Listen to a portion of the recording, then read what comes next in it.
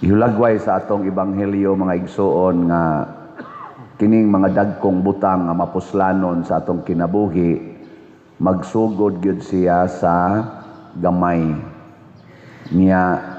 Ang mopalambo niya na dili ang gahom sa tao. Mao nang iyang gihimong sambingay. Ang una, ang kaning magtanom tag mais, magtanom tag humay, or unsay atong itanom. Di gyud ang nagtanom dili maoy hinungdan nga mitubo og namunga ang iyang gitanom. Di siya makadiktar nga ang iyang gitanom mamunga gyud. Mag-agad ra gyud siya sa yuta. Ug mawa ang yuta, unsa may mahitabo? Napay tanom. Ug mawa ang tubig, bisag na ay yuta, mabuhi ang tanom. Tayo gyapon. Mawa ang hangin, na ay yuta, na ay tubig, wa na'y hangin, mabuhi ang tanom. Buhi. Hastang nagtanom, wa na ay patay. Unya, na ay hangin, na ay yuta, na ay tubig, pero wa na'y adlaw, di na musidlak ang adlaw. Ang sabi may tabo? Patay gyapon. So kadagko di ay sa mga butang nga gihimos Ginoo nga dili kita maoy nagkontrol, igo ratang ni pahimulos. Mao na ang ato sang kinabuhi kinahanglan isandig nato sa naghimo aning mga butanga. Ang naghimo sa yuta, sa tubig, sa hangin, sa adlaw, dili man kita. Mao na ayaw salig sa wa maghimo ani kay mao man ni atong gisaligan. Yuta, tubig, hangin, adlaw, mao man gini ang pinaka-basic. Og wa na ni sila, wa na man kita kinabuhi. Nya kay di man kita naghimo ani, di ta mo salig sa atong kaugalingon. Gilingay mong tupad. Ingna ayaw angkon na ang yuta. Ayaw pangangkon sa hangin. Ayaw pangangkon sa tubig. Ano ba? Ayaw sa guba ang hangin. Ayaw guba ang yuta. Ayaw guba ang tubig. Haron, dili ta mga guba. Unsa may makaguba niini? Haron mga disgrasya na gid hinuon ta. Ang atong pagka makasasala. Kana bang mura nagkita na'y magbuot. Dili na ang Ginoo mo'y magbuot-buot na ta. Ug mao nay nahitabo ni Hari David sa atong unang pagbasa. Buutan kay siya. Gipanalanginan gid siya sa Ginoo. Nidako ang iyang gingharian dili tungod sa iyang personal nga gahom, kung dili tungod kay giubanan siya sa Ginoo. Pero dihay usa ka adlaw nga si David naghuna-huna siya nga ang iya ragyong kaugalingon iyang tagbaon. Gunsa may nahitabo, nakakita siya babae nga porting gwapaha nga asawa sa iyang usas iyang mga sundao nga tuas panggubatan. Iya dayong gipatawag, wa man siya mukuyog ngadtos gubat. Paghuman, namabdos man, iya untang ipasalbar sa bana, motong iyang gipatawag si Uriah, haron muuli, makigdog siyang asawa, aron mo ay makaangkon atong pagkamabdosa. Wa man sad ni uli si Uriah, kay bawo mo nganong wa mo uli si Uriah? Bisag iya nang gihubog, wa lang gyapon mo uli. Gisupak niya ang instruction sa hari nga moingon, uli sa inyo, pahuway, paglipay-lipay. Nganong wa man siya mauli?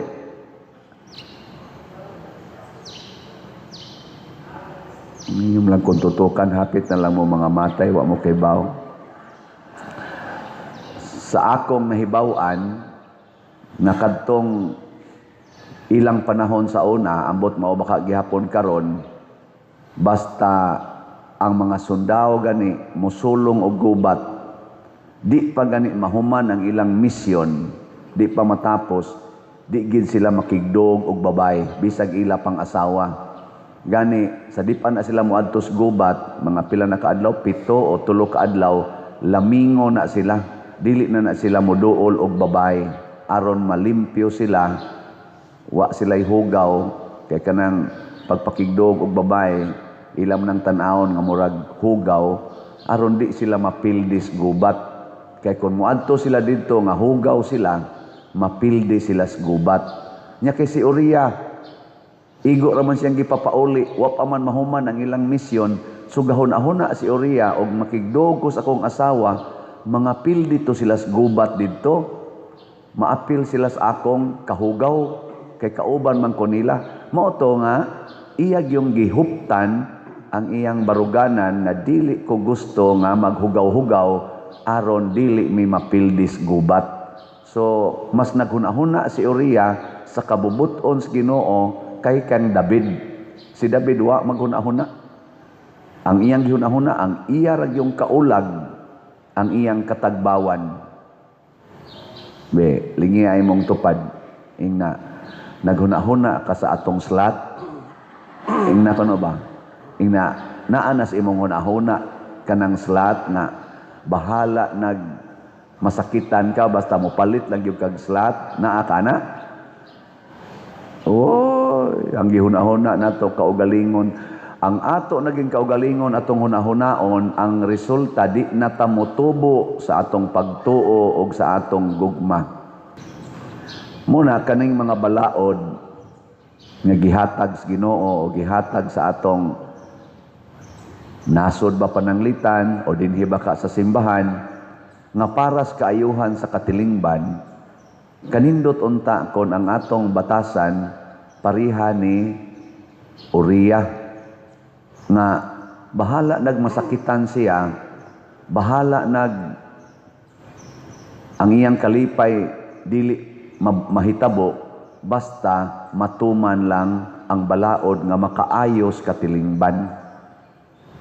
Sa ato rong mga politicians, kinsa man ka nila, Marcos Group, Duterte's Group, Pinklawans Group, ang naggamit gyud balaod sa Pilipinas para sa kaayuhan sa mga Pilipinos. Kinsa ka nila ang naningkamot ana? Dili man noon perfect pero kinsa ka? Nya kung naaman gikan sa pinakataas na posisyon sa mga politicians hangtod sa barangay level, panahon sa eleksyon kanay atong suportahan. Pag unsaon man nato pagsuporta, ayaw gyud pagdawat og suborno. Si Uriah gitagaan sa hari og suborno, gipakaon siya. Kadakong dungog anang sundao, ordinaryo kang sundao, makigkaon kag hari, makigiinom kag hari. Unya gitagaan siya og suborno nga gipasundan pa siya og gasa, pero wa niya dawata. Nihigda ra siya didto tipon sa mga gwardiya. Ngano man, kay mas importante ni Uriah ang pagtuman sa balaod nga makaayo sa ilang gingharian kaysa pagpahimo sa iyang kaugalingon. Adtong tungura si Hari David gikalagutan sa Ginoo kay nagpahimo siya og diha gasugod ang kasakit ni David. Nakadawat na siya silot sa Ginoo nga niabot paging panahon hastang iyang kaugalingong anak kadto si Absalom, ni-rebuildi na niya o gilutos na siya. Hapit gid siya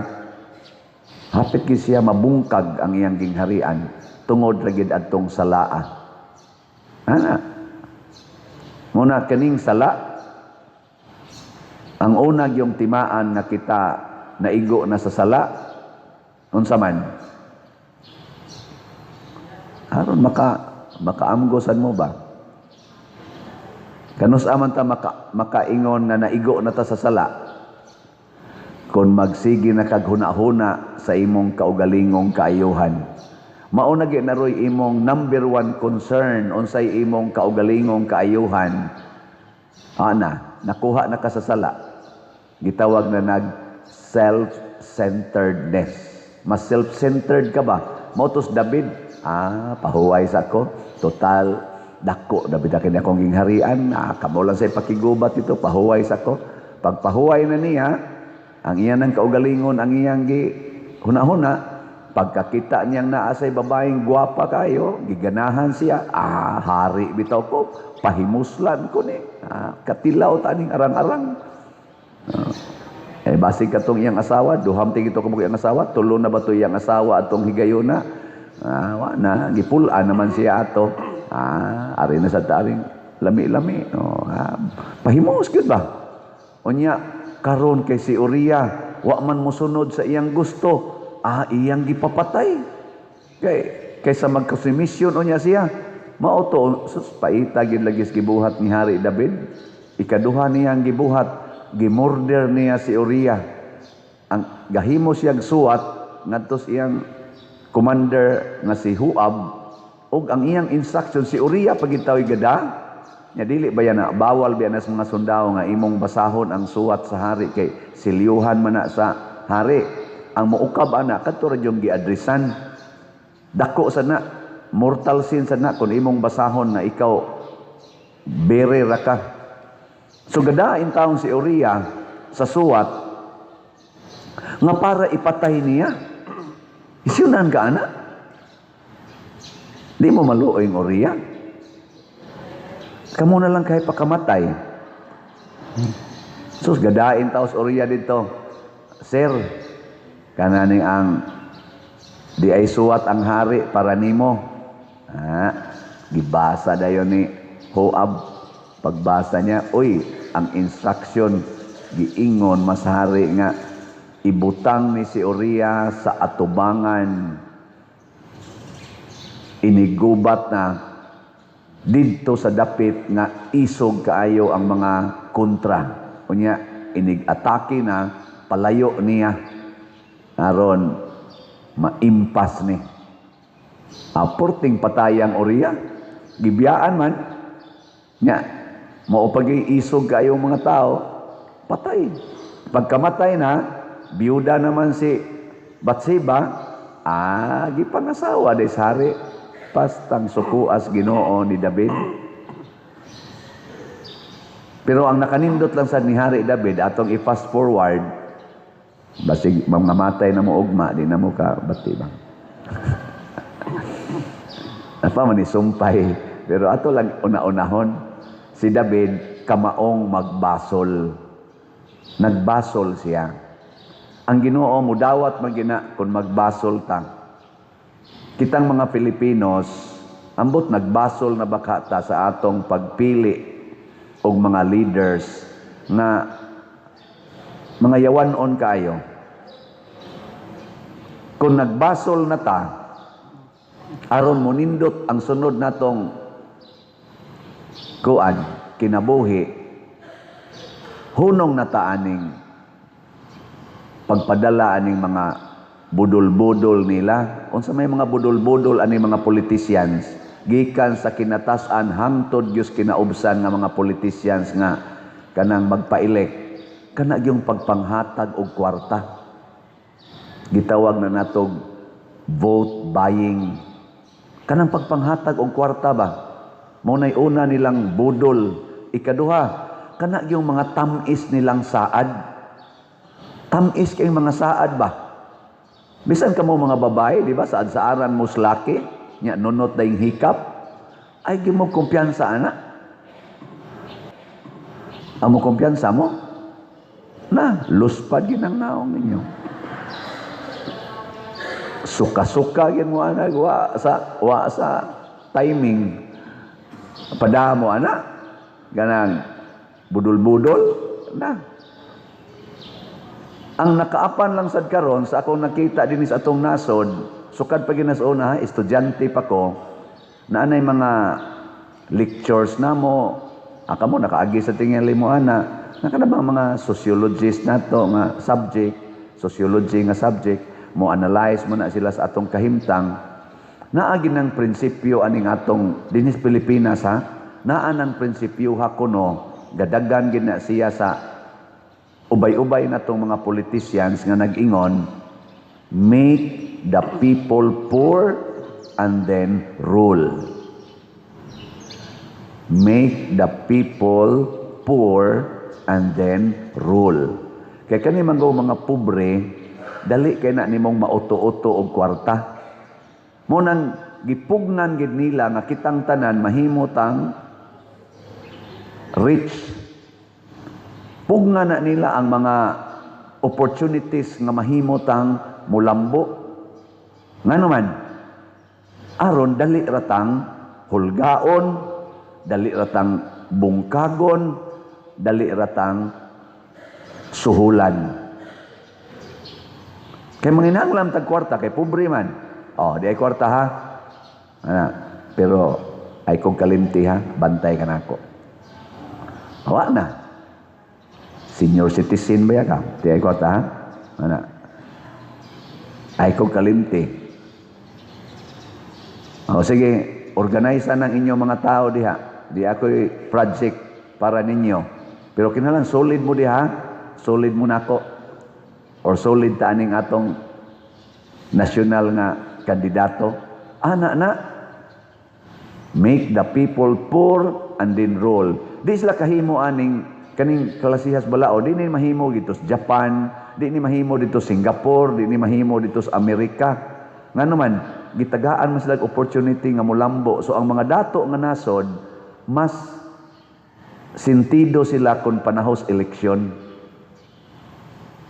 Mostly ba? Basta dato gani ang nasod, pasabot ang mga tao maayong pagkabutang, maglisod ka og uto-uto.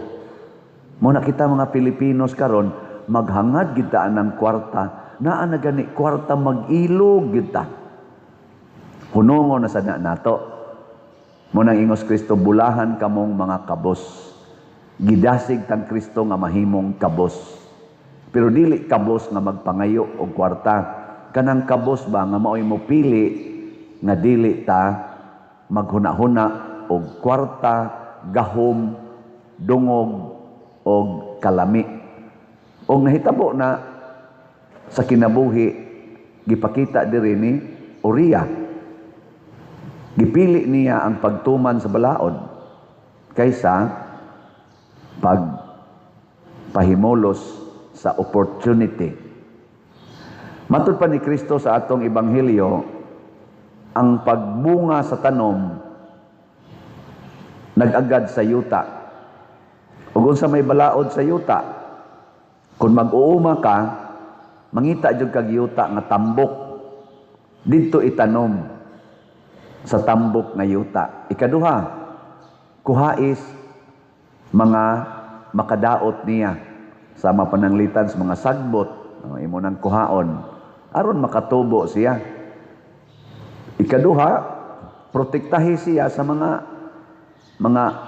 mananap o mga tao nga mudagmal ana, muna koralon. Pasabot, protektahi ang imong kinabuhi nga Dios nun. Ngilingi imong tupad. Ingna kanang naong nimo imo nang giprotektahan. Diyon sa nimo pagprotektar imong naong aron mahimo kang balaan. Kanang imong kuluran imong buhok nagprotektar pa kas imong kabalaan ana. Kanang imong kiskison imong kilay, kulor-kuluran nimo imong naong baayo, imong pintal-pintalan nagprotektar pa kaanas imong kabalaan. Labi na gyud og magpalaygit na ka, magpabasiktomi, nagprotektar pa kas imong kabalaan o imong gitugutan nga musud sila sa imong kinabuhi. Muna yung mga peligro kayo.